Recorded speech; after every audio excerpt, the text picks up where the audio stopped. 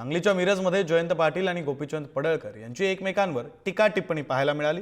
दुसऱ्यांना शिव्या देऊन आपण मोठं होत नाही, तर त्यासाठी आपली रेषा मोठी करावी लागते अशी टीका जयंत पाटलांनी केली।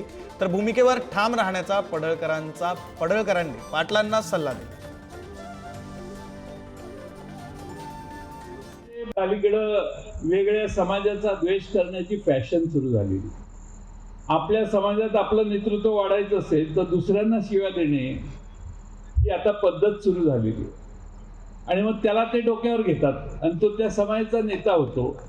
हे दुर्दैवाने आपण त्या देशात पाहायला लागतो। दुसऱ्यांना शिव्या देऊन आपली रेषा मोठी केली तरच आपण मोठे होऊ शकतो। दुसऱ्यांना शिव्या देऊन आपण मोठे होऊ शकत नाही, ही खुंदाट सगळ्यांनी जाणली पाहिजे।